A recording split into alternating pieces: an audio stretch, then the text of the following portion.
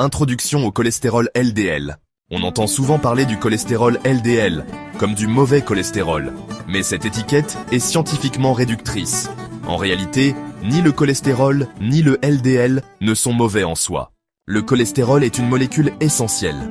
Il entre dans la composition des membranes cellulaires, sert de précurseur aux hormones stéroïdes, comme la testostérone ou les œstrogènes, et participe à la synthèse de la vitamine D. Mais le cholestérol ne circule pas librement dans le sang. Il est transporté par des lipoprotéines. Le LDL, pour Low Density Lipoprotein, transporte le cholestérol du foie vers les tissus périphériques. Le HDL, lui, fait l'inverse. Il ramène l'excès de cholestérol vers le foie pour être recyclé ou éliminé.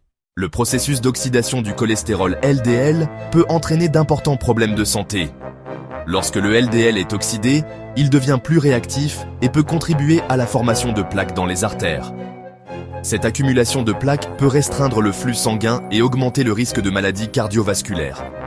Comprendre ce processus est crucial pour gérer son taux de cholestérol et maintenir une bonne santé cardiaque. Alors pourquoi appelle-t-on le LDL mauvais ? Ce n'est pas le LDL lui-même, mais ce qu'il peut devenir quand il est en excès, mal régulé ou oxydé. Sous l'effet du stress oxydatif, le LDL peut être modifié, devenant du LDL oxydé. Ce LDL oxydé s'infiltre dans la paroi des artères. Il déclenche une réaction inflammatoire chronique. Des cellules immunitaires, les macrophages, viennent l'absorber.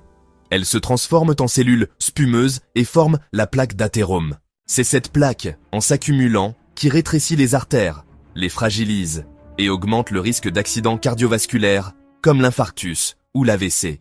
Pour prévenir la formation de plaques d'athérome, il est essentiel de maintenir un mode de vie sain.